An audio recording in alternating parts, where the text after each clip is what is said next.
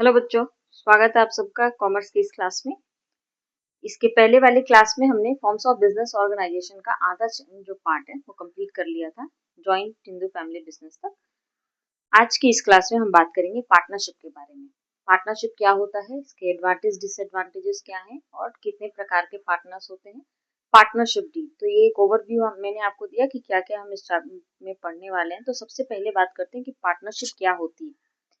Partnership का मतलब है जब भी कोई दो या दो से ज्यादा लोग आपस में एक साथ आते हैं और वो एग्री करते हैं कि वो कोई भी बिजनेस या काम को करेंगे एक दूसरे के साथ, तो वो क्या कहलाता है, पार्टनरशिप कहलाती है। और किस मोटिव, उनका मेन उद्देश्य क्या होता है एक साथ काम करने का, तो प्रॉफिट कमाना मेन उद्देश्य होता है। तो डेफिनेशन है पार्टनरशिप का। पार्टनरशिप एक्ट 1932 क्या बताता है पार्टनरशिप के बारे में।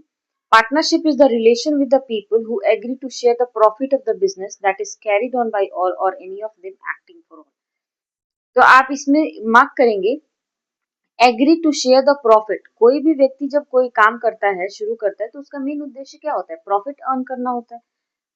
Carry business carried on by all, या तो सारे पार्टनर्स काम करें या उसमें से कोई भी एक पार्टनर काम करे, लेकिन वो रिस्पॉन्सिबल क्या होगा, पूरे पार्टनरशिप फर्म के लिए रिस्पॉन्सिबल होता है।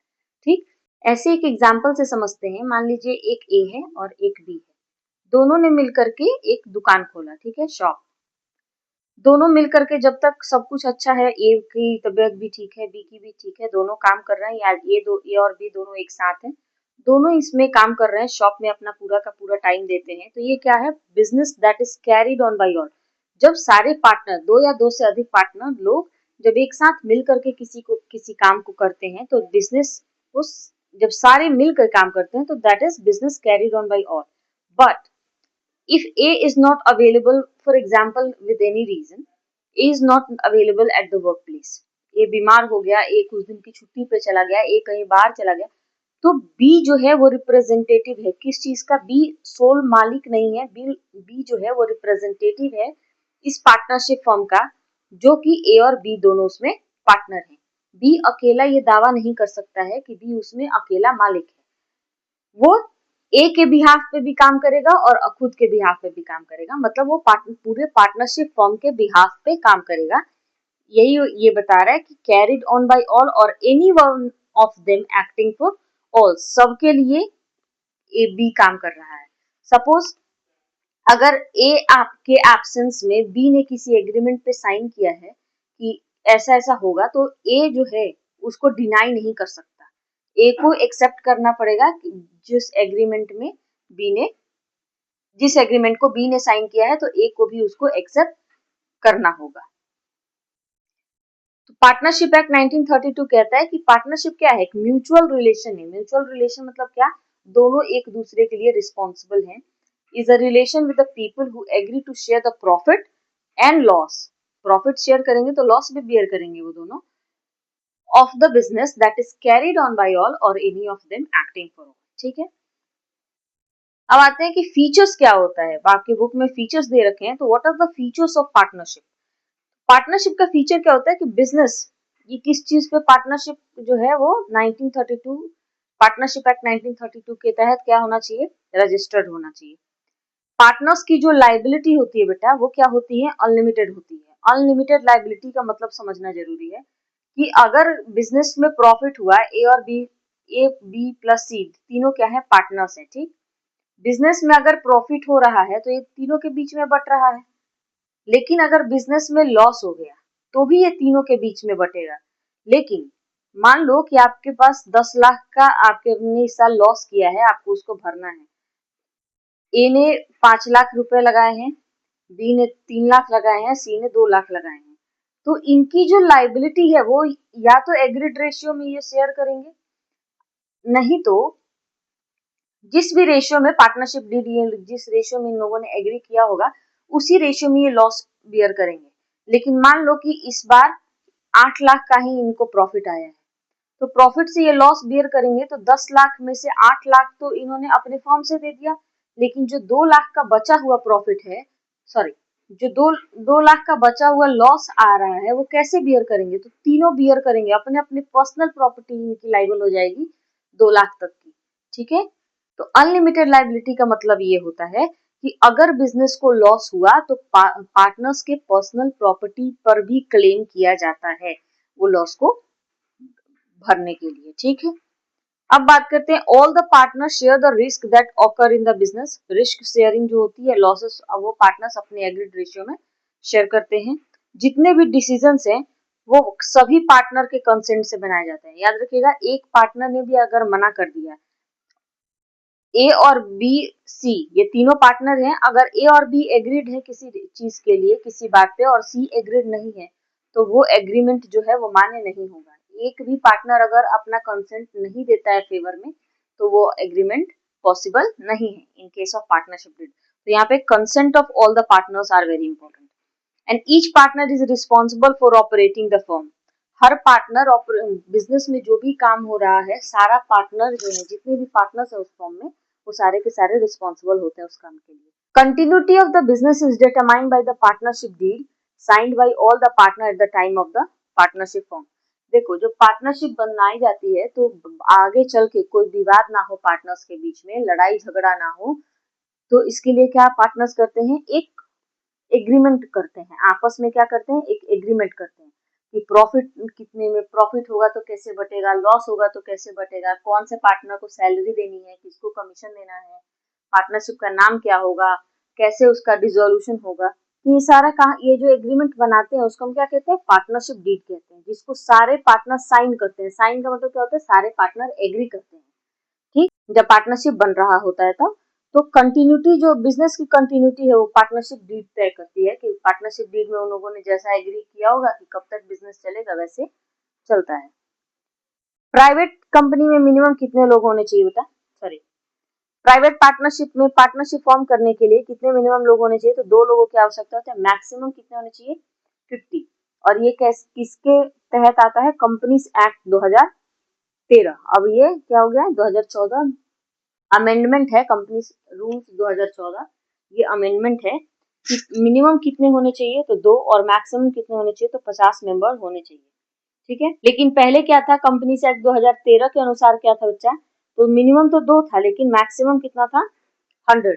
तो आप इससे कंफ्यूज नहीं होंगे, ये एमसीक्यू में पूछता है। तो अगर अब की बात करें तो 2014 के अनुसार जो अमेंडमेंट हुआ है उसमें 2 और मैक्सिमम कितना हो सकते हैं, तो 50, ठीक। लेकिन जो 2013 वाला स्पेसिफिक पूछ दिया तो मिनिमम 2 थे और मैक्सिमम 100 थे, याद रखेंगे। Each partner is an agent and owner of the firm. Each partner is the owner and agent of the firm and agent of other partner. इसका क्या मतलब है कि पार्टनर्स के बीच में जो होता है ना बेटा, म्यूचुअल रिलेशन होता है, ठीक है। म्यूचुअल रिलेशन का मतलब क्या है कि एक के काम के, अगर एक पार्टनर कोई काम कर रहा है तो उस पार्टनर के काम के लिए सारे पार्टनर रिस्पॉन्सिबल होंगे, ठीक। अगर एक पार्टनर किसी और से एक डील करता है 10 लाख रुपए की और उसमें किसी भी प्रकार की हानि हो जाती है तो सारे पार्टनर लाइबल होंगे उसको पेमेंट करने के लिए। सिर्फ जिसने डील, आप ये नहीं कह सकते हैं कि आपने एग्रीमेंट किया है तो आप इसको भरपाई करेंगे, नहीं। अगर मान लो कि ए है और बी है और सी है, ए इन दोनों के जानकारी के बिना डी से क्या करता है, एक एग्रीमेंट कर लेता है, कितने रुपए का, 10 लाख रुपए का एक एग्रीमेंट कर लेता है, किसी काम माल खरीदता है या जो भी खरीदता है। मान लो कि किसी वजह से लॉस हो जाता है इनको, तो बी और सी ए को ये नहीं बोल सकते हैं कि आपने एग्रीमेंट किया है तो आप इसके लिए रिस्पॉन्सिबल हैं। ये 10 लाख का जो लॉस है वो ए बी सी तीनों में एग्रीड रेशियो में बटेगा बेटा, that is the mutual relationship. अब आगे बात करते हैं कि एडवांटेजेस क्या होते हैं पार्टनर्स के। तो आप इसको खुद से देखो, बिजनेस स्टडी को पढ़ने का तरीका मैंने आपको पहले भी बताया है कि जितने भी आप मीनिंग समझिए, उसका फीचर समझिए और उसी से आप एडवांटेज डिसएडवांटेज बना सकते हैं। जब 2 लोग या 2 से अधिक लोग मिलकर पार्टनरशिप स्टार्ट कर रहे हैं तो आपस में अपनी मर्जी से इकट्ठा हुए होंगे, कोई कंपलसरी बाउंडेशन नहीं है कि आप आए ही और पार्टनरशिप करें ही, नहीं, ऐसा नहीं है। तो वॉलेंट्री होता है, मतलब क्या होता है कि वो अपने मर्जी से पार्टनरशिप फॉर्म कर सकते हैं। रजिस्ट्रेशन जो होता है वो वॉलेंट्री होता है। वॉलेंट्री का मतलब क्या होता है कि आपकी इच्छा पे है कि आप अपने पार्टनरशिप को रजिस्टर करते हैं या नहीं करते हैं। लेकिन जनरली ये अच्छा माना जाता है कि पार्टनरशिप को आप रजिस्टर कर लें, क्योंकि पार्टनरशिप जब रजिस्टर हो जाती है तो पार्टनरशिप अगर डीड आपके पास नहीं है, आप ए और बी मान लो पार्टनर्स है, उनके बीच में अग्रीमेंट नहीं है किसी प्रकार का, तो जो पार्टनरशिप एक्ट 1932 में लिखा है वही चीजें अप्लीकेबल होगी। रजिस्ट्रेशन करने से एक और बेनिफिट होता है कि किसी भी इन केस ऑफ एनी डिस्प्यूट और डिसोल्यूशन ऑफ पार्टनरशिप फॉर्म, जो भी लाइबिलिटीज होती हैं, जो भी डिस्पोजल होता है, उसका बहुत अच्छे से डिस्पोजल और लाइबिलिटीज को पे ऑफ किया जा सकता है बिना किसी झगड़े और विवाद के। ठीक है, as the registration is voluntary, business can be formed and dissolve with the approval of all the partners. ठीक है, वॉलंटरी मतलब ऑप्शनल होता है, रजिस्ट्रेशन क्या होता है, आपके पास ऑप्शनल है, जब जब पार्टनर का मन करेगा तो पार्टनरशिप बना सकता है और जब मन करेगा तो उसको खत्म कर सकता है। जितने भी डिसीजन है, all the decision are made by the consent of all the partners who take responsibility based on their competence. मतलब क्या होता है कि जितने भी डिसीजन है वो सारे पार्टनर मिल करके एक साथ लेते हैं। All the partner contribute fund that enhance the scope for large scale company operation. मतलब अगर जितने भी पार्टनर है, एक से भले दो, ठीक, तो पार्टनरशिप का वही है कि एक से भला दो। सोल प्रोप्राइटरशिप का है कि जितना भी है एक ही व्यक्ति के पास है, लेकिन जब आपके पास और भी व्यक्ति आपके पार्टनर्स आपके बिजनेस के साथ ऐड ऑन होते चले जाएंगे, तो वैसे वैसे आपकी कैपिटल बढ़ेगी, आपका मार्केट रीच बढ़ेगा। क्यों? क्योंकि एक व्यक्ति के पास लिमिटेड रिसोर्सेस हो सकते हैं। जब दो व्यक्ति आते हैं, तीन व्यक्ति आपस में साथ में आते हैं, चार व्यक्ति आते हैं, तो क्या करते हैं, अपने साथ कैपिटल लाते हैं, अपने एक्सपीरियंस लाते हैं, अपना मार्केट, अपना जो भी रिलेशन है वो लेकर के आते हैं, तो उससे आपके बिजनेस का क्या होता है, ग्रोथ एंड डेवलपमेंट होता है। तो मोर फंड, ठीक है, all the partner bear the risk and responsibility, जो इतने भी रिस्क और रिस्पॉन्सिबिलिटी है बेटा वो शेयर हो जाती है अमंग द पार्टनर्स। मतलब अब एक अकेला व्यक्ति के ऊपर सारा बोझ नहीं आता है, अब जो रिस्क है, प्रॉफिट तो बढ़ता ही है बट रिस्क भी बढ़ जाता है लोगों में, तो लोगों पे कम बर्डन आता है पार्टनर्स पे। It is easy to maintain confidential business information as there is no need to submit financial results. Partnership form जो होती है वो कभी भी अपना फाइनेंशियल रिजल्ट पब्लिश नहीं करती है पब्लिक को, क्योंकि उसमें पब्लिक का इन्वॉल्वमेंट नहीं होता है। ठीक है, पब्लिक उसमें पैसा नहीं लगाती, तो पब्लिक को उसके फाइनेंशियल रिपोर्ट से कोई मतलब नहीं है। तो हम क्या मेंटेन कर सकते हैं, अपने बिजनेस का, अपने पार्टनरशिप फॉर्म का जो भी सीक्रेट इंफॉर्मेशन है, आपके पास कोई पेटेंट है या कोई ऐसा फॉर्मूला है जिसपे आप काम कर रहे हैं, आपका वर्किंग कल्चर ऐसा है, आपको किसी से बांटने की या उसके बारे में इंफॉर्मेशन फर्निश करने की आवश्यकता नहीं है। तो एडवांटेजेस क्या हो जाएंगे कि वॉलंटरी रजिस्ट्रेशन होता है, मतलब ज्यादा ताम झाम नहीं रहता है as such for the company. Company में के रजिस्ट्रेशन करने के लिए बहुत ज्यादा टाइम और मनी और बहुत सारी चीजें, डॉक्यूमेंटेशन वगैरह लगती है, लेकिन पार्टनरशिप में ऐसा नहीं है, तो इजीली फॉर्म आप कर सकते हैं इसको। सभी पार्टनर के कंसेंट से सारे डिसीजन लिए जाते हैं, तो फास्ट डिसीजन मेकिंग हो गई। ऑल द पार्टनर फंड आपके पास काफी अच्छे खासे मात्रा में हो जाते हैं, रिस्क एंड रिस्पॉन्सिबिलिटी शेयर हो जाती है, और जो फाइनेंशियल आपके बिजनेस के इंफॉर्मेशन है उसको कॉन्फिडेंशियल रख सकते हैं। But everything comes with a cost, हर चीज का प्रॉफिट है तो हर चीज का नुकसान भी है। ठीक है, तो डिसएडवांटेजेस क्या होते हैं पार्टनरशिप फॉर्म के बेटा, कीवर्ड्स आप याद रखेंगे, unlimited liability of the partners, partner की जो लायबिलिटी होती है, प्रॉफिट वो उतना होगा, आपस में शेयर करेंगे, ठीक है, उनको किसी को देना नहीं है, तो लॉस भी जो है वो आपस में शेयर करते हैं, और उनका जो, लेकिन जो लॉस है वो ना सिर्फ उनके बिजनेस तक सीमित रहता है, बल्कि उनके पर्सनल प्रॉपर्टीज को भी यूज किया जाता है टू पे ऑफ द लॉसेस। ठीक है, तो लाइबिलिटी जो होती है उनकी अनलिमिटेड होती है, which may extended to their personal property. उसके बाद क्या आता है, due to restriction of the number of partners there is limited availability of finance। जैसे कि पार्टनर का रिस्ट्रिक्शन कहाँ से, दो, मिनिमम दो लोग हो सकते हैं, लेकिन मैक्सिमम आप कहाँ तक जा सकते हैं, 50 लोगों तक जा सकते हैं। तो हम कह सकते हैं कि जो फंड अवेलेबिलिटी होती है फंड की, वो लिमिटेड ही रह जाती है, 50 लोगों के पास कितना ही पैसा होगा। ठीक, फिर आता है due to difference in opinion there is a high chances of conflict among the partners. Partnership उनका रजिस्ट्रेशन क्या होता है, वॉलंटरी होता है, वो चाहे तो पार्टनरशिप एक्ट को के तहत रजिस्टर करे या ना करे, तो जो अगर रजिस्टर करते हैं तो उसका जो भी है लॉ इनके ऊपर बाइंड होता है, बट अगर रजिस्टर नहीं करते तो अपनी मर्जी के मालिक होते हैं। तो अब जो भी कोई व्यक्ति, दो लोगों के बीच में ऑफकोर्स ओपिनियन डिफरेंस होता ही है, तो बहुत पार्टनरशिप में बहुत ज्यादा कॉन्फ्लिक्ट के चांसेस रहते हैं। Any conflict between the partner और death of the partner bring end to the business. Partners के बीच में झगड़ा हो गया, अगर किसी पार्टनर का डेथ हो गया, अगर कोई पार्टनर बैकआउट कर गया बिजनेस से, तो क्या होता है कि पार्टनरशिप को बंद करना पड़ता है। तो इसके क्लोजर के जो डिसोल्यूशन के चांसेस जो है वो बहुत ज्यादा होते हैं। Due to lack of public confidence, availability of financial report, it is difficult for outsider to ascertain the true financial position of the business. क्योंकि पार्टनरशिप जो फर्म है वो अपना फाइनेंशियल रिपोर्ट जनरल पब्लिक को पब्लिश नहीं करती है, तो लोगों का जो कॉन्फिडेंस होता है, लोगों का जो भरोसा और विश्वास होता है उस कंपनी में या पार्टनरशिप में, वो बहुत लिमिटेड होता है, कम होता है। ठीक, ये रहा हमारा पार्टनर। ये हमने समझा कि पार्टनरशिप क्या होता है। उसके बाद हमने देखा कि फीचर्स क्या है पार्टनरशिप के, फिर एडवांटेज और डिसएडवांटेजेस देखे हमने। अब बात करते हैं कि टाइप ऑफ पार्टनर्स कैसे होते हैं, कितने तरीके के पार्टनर्स होते हैं एक फर्म में। ठीक, तो टाइप ऑफ पार्टनर में सबसे पहला आता है बेटा सीक्रेट पार्टनर। क्या है? Secret partner. Secret partner, this partner contribute to profit and loss of the firm and participate in the managerial activity secret. इसका क्या मतलब हुआ कि ये सीक्रेट पार्टनर जो है उसके बारे में जानकारी लोगों को नहीं होती है। ये प्रॉफिट एंड लॉस भी शेयर करता है फर्म में, फर्म के एक्टिविटीज में जो है पार्टिसिपेट भी करता है, लेकिन ये पार्टनर है एक फर्म में, ये जानकारी लोगों को नहीं होती है। ठीक है, तो इसलिए ये सीक्रेट पार्टनर होता है। ये बहुत पूछा जाता है, टाइप ऑफ पार्टनर से बहुत एमसीक्यू बनते हैं या फिर थ्योरी भी लिखने के लिए आती है। तो सीक्रेट पार्टनर, जिसकी जानकारी पब्लिक को नहीं होती कि ये फर्म में पार्टनर है, लेकिन वो फर्म के मैनेजरियल डिसीजन में, एक्टिविटी में और प्रॉफिट लॉस में बराबर का हिस्सेदार होता है। मतलब वो फर्म का एक्चुअल पार्टनर होता है, बस लोगों को पता नहीं रहता। That is secret partner. What is active partner? Active partner मतलब क्या होता है? पार्टनर हैज अनलिमिटेड लायबिलिटी, जिसकी लायबिलिटी अनलिमिटेड हो, and they also contribute to the capital, share profit and loss and participate in management. ठीक है, active partner जो पूरा बढ़ चढ़ के अपने फर्म में हिस्सा लेता है। तो जितने भी पार्टनरशिप के जो फीचर्स हैं उस पर अप्लाई हो जाएंगे। क्या है कि उसकी लायबिलिटी अनलिमिटेड हो जाएगी, प्रॉफिट लॉस में हिस्सा ले लेगा, कैपिटल ऑफ कोर्स जब आएगा तो कैपिटल लेकर के आएगा पार्टनरशिप में, मैनेजमेंट में डिसीजन मेकिंग करेगा। तो ये एक्टिव पार्टनर होता है, एज द नेम सजेस्ट।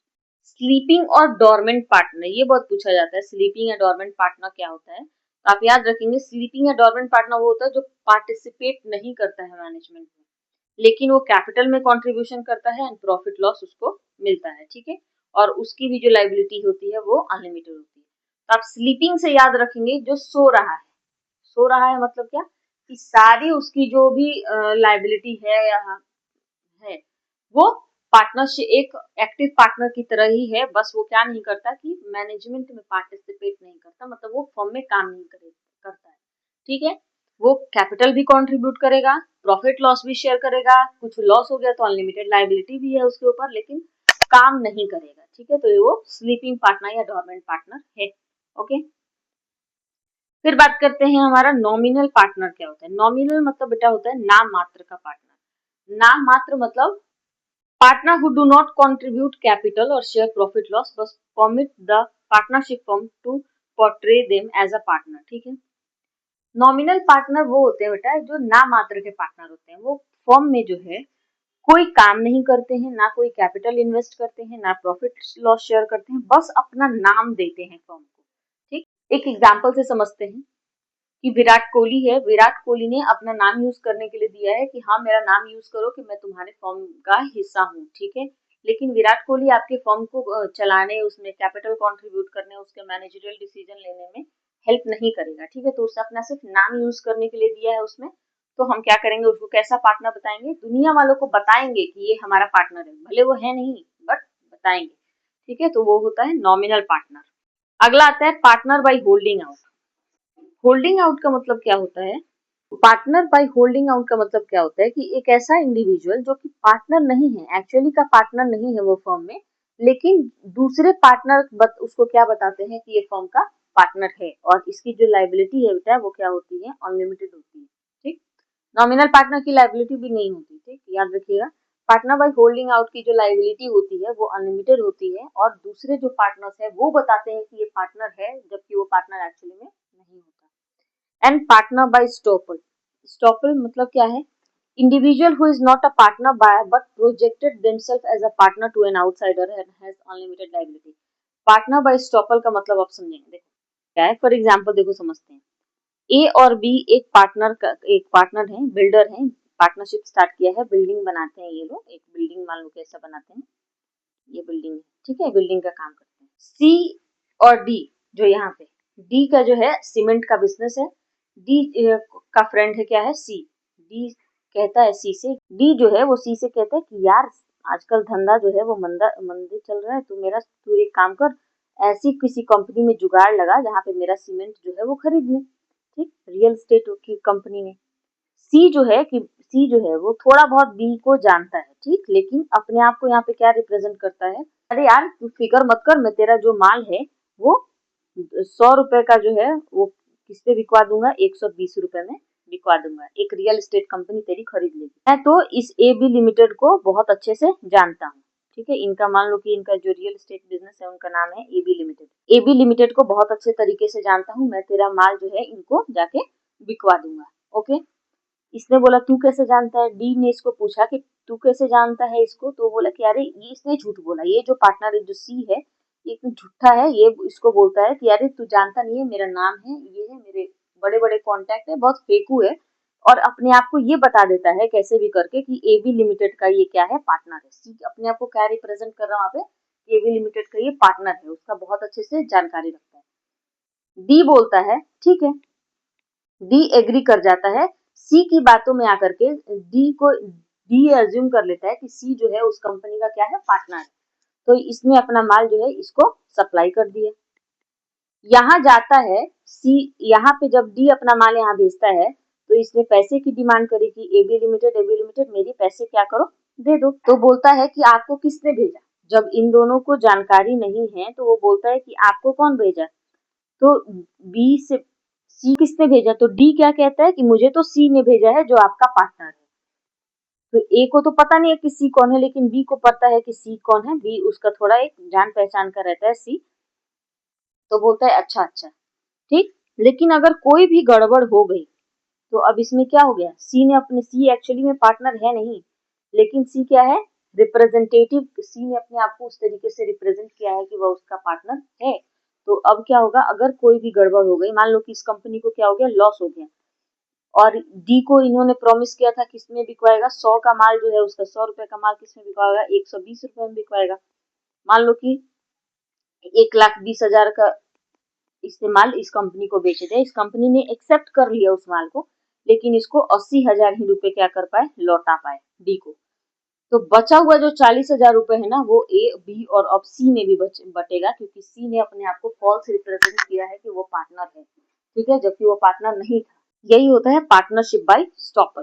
बात समझ में आ गई, जब कोई पार्टनर नहीं होता एक्चुअली में और वो अपने आप को रिप्रेजेंट करता है आउटसाइडर से, तो उसको क्या कहते हैं, पार्टनरशिप बाय स्टॉपर। उस केस में उसकी क्या लाइबिलिटी जो होती है बेटा, वो अनलिमिटेड हो जाती है, क्या हो जाती है, अनलिमिटेड लाइबिलिटी हो जाती है। अब आगे बढ़ते हैं कि पार्टनर्स, देख इसको हमने एक फॉर्म चार्ट में अरेंज कर दिया है कि कैसे कैसे होगा, आप इसको याद कर लेंगे, ठीक है, कि एक्टिव पार्टनर जो होता है किस तरीके का पार्टनर है, कंट्रीब्यूशन उनका कैपिटल में करते हैं कि नहीं, मैनेजमेंट में पार्टिसिपेट करते हैं कि नहीं, प्रॉफिट लॉस शेयर करते हैं कि नहीं, और लाइबिलिटी क्या होती है।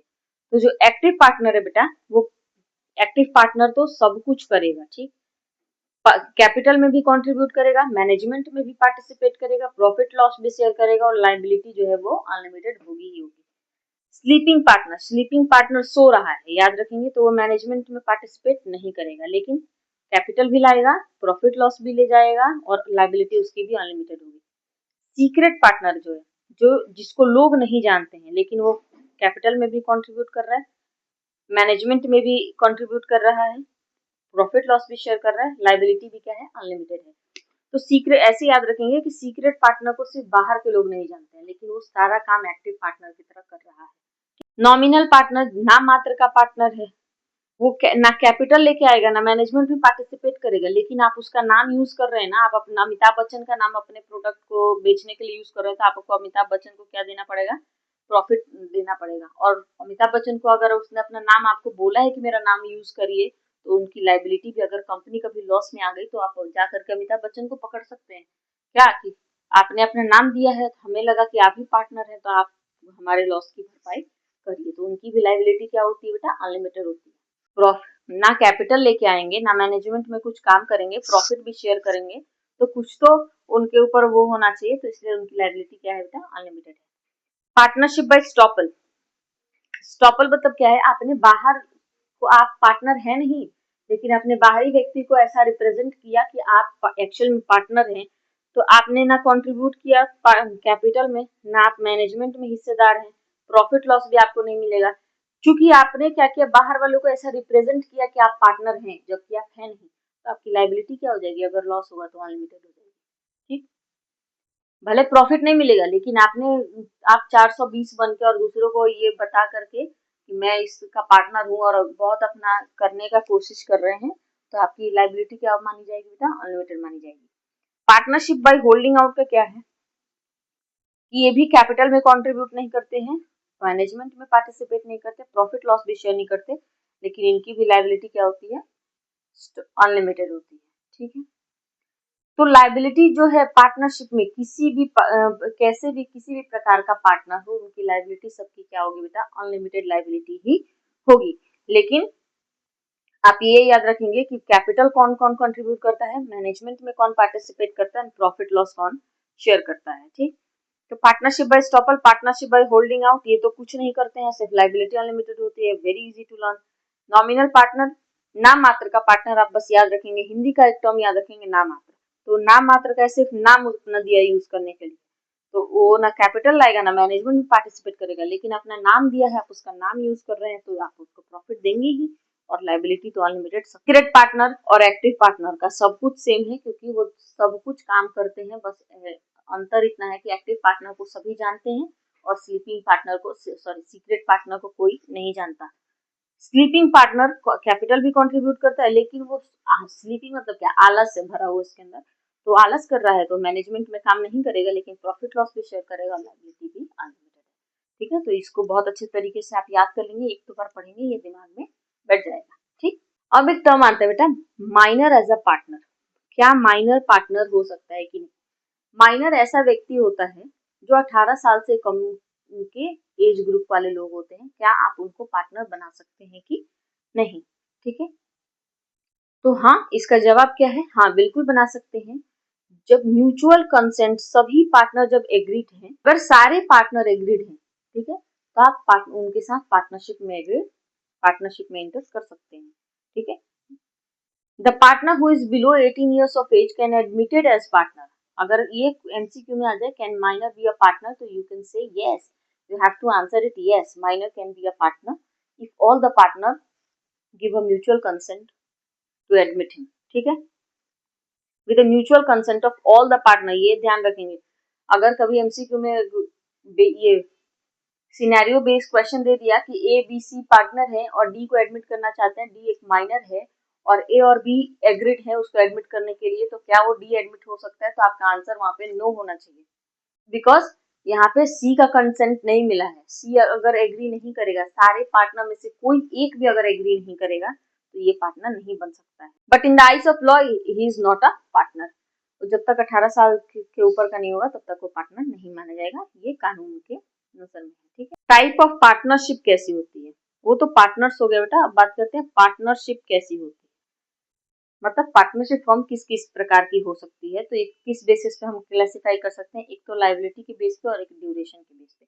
लाइबिलिटी मतलब कौन से पार्टनर की कितनी लाइबिलिटी है, और ड्यूरेशन मतलब कब तक के लिए उन्होंने एग्री किया है।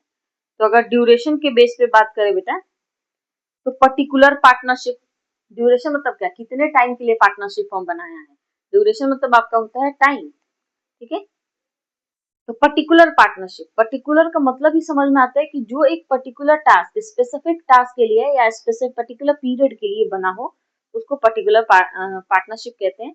और ये एक बार वो टास्क खत्म हो गया तो ये पार्टनरशिप खत्म हो जाती है। जैसे अगर ए और बी हैं, वो साथ में आए और उन्होंने बोला कि हम एक साल के लिए एक काम करते हैं, एक काम शुरू करते हैं, चाहे एक ए और बी आए और बोला कि हम एक दुकान लगाएंगे, होली आ रही है मान लो, तो उन्होंने ए और बी पार्टनरशिप आए, पार्टनरशिप में एंटर किया उन्होंने और एक होली का बहुत बड़ा सा दुकान लगाया। होली जब तक थी, कलर्स का दुकान लगाया, कलर जब तक होली आई बेचा, और उसके बाद उनका पार्टनरशिप क्या हो गया, खत्म हो गया। तो बहुत शॉर्ट ड्यूरेशन हो गया, लेकिन ऐसी बेसिस पे कोई 6 मंथ के लिए या कोई एक स्पेसिफिक टास्क कर रहा है, तो उस चीज के लिए अगर कोई दो व्यक्ति साथ आते हैं तो वो क्या होता है, पर्टिकुलर पार्टनरशिप होती है, कुछ समय के लिए होता है। ठीक, अगला आता है partnership at will. Partner will का मतलब क्या होता है, इच्छा। पार्टनर्स की इच्छा पे जब तक उनका मन है तब तक हम पार्टनरशिप कंटिन्यू करेंगे। जिस दिन हमारे बीच में मन मुटाव आ गया, जिस दिन मन नहीं किया, टाटा बाय बाय करके चले जाएंगे। तो partnership depends on the partners until they agree to continue. जब तक वो कंटिन्यू करना चाहते हैं तब तक ही रहते हैं। ड्यूरेशन के बेस पे particular partnership and partnership at will. अब बात करते हैं लाइबिलिटी के बेस पे। लाइबिलिटी के बेस पे हम क्या बात करते हैं, तो limited liability partnership and general partner. Limited partnership का मतलब क्या होता है, only one member has unlimited liability while the rest of the member have limited liability. Limited partnership का मतलब होता है बेटा कि एक जो पार्टनर होगा उसकी ही बस लाइबिलिटी अनलिमिटेड होगी, बाकी जितने भी पार्टनर्स हैं उनकी लाइबिलिटी क्या होगी, लिमिटेड होगी to the extent of shares. ठीक है, to the extent of agreement. जहां तक उन लोगों ने एग्री किया होगा वहां तक ही वो लॉस की भरपाई करेंगे। बाकी सिर्फ एक पार्टनर की जो लाइबिलिटी होती है अनलिमिटेड होती है। जनरल पार्टनरशिप की बात करें तो जनरल पार्टनरशिप जितने भी पार्टनर्स हैं उनकी जो लाइबिलिटी होती है वो क्या होती है, पर्टिकुलर पार्टनरशिप कह सकते हैं या लिमिटेड। पढ़ लेते हैं पार्टनरशिप डीड क्या होती है। पार्टनरशिप डीड क्या है बेटा? पार्टनरशिप डीड एक रिटन एक डॉक्यूमेंट होता है जिसमें पार्टनर्स जो होते हैं वो जितने भी टर्म्स एंड कंडीशंस होते हैं उनके पार्टनरशिप से रिलेटेड वो सारे लिखते हैं। ठीक है, जिसमें वो ये बताते हैं कि पार्टनरशिप का नेचर क्या होगा, पार्टनरशिप में कितने पार्टनर्स होंगे, उनका प्रॉफिट शेयरिंग रेशियो क्या होगा, ड्यूटीज़ क्या होंगी, लाइबिलिटीज़ क्या होंगी, कौन से पार्टनर को अगर सैलरी मिलनी है तो कितनी मिलेगी, कमीशन मिलना है तो क्या मिलेगा, किस प्रकार का बिजनेस वो कैरी आउट करेंगे, मेथड क्या होंगे, अपने डिस्प्यूट अगर झगड़ा बाद में हो गया तो उसको कैसे रिजॉल्व करेंगे, पार्टनरशिप डीड कब तक कंटिन्यू करनी, ये सारी जो बातें होती हैं पार्टनर्स जो होते हैं वो पार्टनरशिप स्टार्ट करने से पहले एक डॉक्यूमेंट प्रिपेयर करते हैं, उसको हम क्या कहते हैं बेटा? पार्टनरशिप डीड कहते हैं। उसमें क्या क्या मेंशन होता है, तो फर्म का नाम क्या है, नेचर क्या होगा, कब तक पार्टनरशिप चलेगी, ड्यूटीज एंड ऑब्लिगेशंस क्या होंगे पार्टनर के, अगर एसेट्स होंगे तो उसको कैसे वैल्यू किए जाएंगे, इंटरेस्ट एंड कैपिटल, अगर किसी पार्टनर को कैपिटल पे इंटरेस्ट मिलेगा तो कितने प्रतिशत के हिसाब से मिलेगा, इंटरेस्ट ऑन ड्राइंग, अगर किसी पार्टनर ने बिजनेस से पैसा निकाला है तो कितना उसको इंटरेस्ट चार्ज किया जाएगा, प्रॉफिट रेशियो कैसे, प्रॉफिट कैसे किस रेशियो में बांटेंगे, लॉसेस कितने रेशियो में बांटेंगे, ये सारी चीज़ें जो मेंशन होती हैं वो पार्टनरशिप डीड में लिखी हुई होती हैं, जिससे कि क्या होता है पार्टनर्स को ये और ईजिली बनाता है कि पार्टनर्स के बीच में कोई डिस्प्यूट ना हो, अगर हो भी तो उसको अच्छे से रिजॉल्व किया जा सके। पार्टनरशिप जो डीड होती है ना बेटा वो दो तरीके की होती है, एक होती है रिटन और एक होती है ओरल। ओरल का इतना वैल्यूएशन नहीं होता, अगर ए और बी पार्टनर हैं वो आपस में ही बोल लें कि चल ठीक है आधा आधा प्रॉफिट बांट लेंगे, और कल को अगर ए मुकर गया तो बी तो अगर केस लड़ने जाएगा कोर्ट में, जज साहब ए ने मेरे साथ गद्दारी की है, जज साहब बोलेंगे क्या हो गया, बी बोलेगा कि हमारे प्रॉफिट बंटने थे आधे आधे में लेकिन ए अब मुझे नहीं दे रहा है, तो जज साहब बोलेंगे आपके पास कुछ रिटन डॉक्यूमेंट है, तो बी बोलेगा वो तो नहीं है, तो फिर आप यहाँ से भाग जाओ, भगा देंगे जज साहब बी को ये कह के कि तुम्हारे पास जब कोई रिटन डॉक्यूमेंट नहीं तो तुम किस बेसिस पे कहोगे कि ए ने तुम्हारे साथ गद्दारी की है। इसीलिए अगर ये रिटन रहेगा पार्टनरशिप डीड तो ये बी जो है जज साहब के को दे सकता है, प्रेजेंट कर सकता है, तो जज साहब उसके बेसिस पे अपना डिसीजन दे सकते हैं और ए को ये लाइबल करेंगे कि वो आधा आधा प्रॉफिट शेयर करे। ठीक, तो रिटन डीड का यही बेनिफिट होता है कि वो एक लीगल एविडेंस की तरह काम करता है in case of any dispute arises among the partners. ठीक है, तो पार्टनरशिप डीड में ये सारी चीज़ें ही मेंशन रहती हैं। तो इस वीडियो में इतना ही, इसके आगे का चैप्टर हम नेक्स्ट वीडियो में कंटिन्यू करेंगे। Thank you.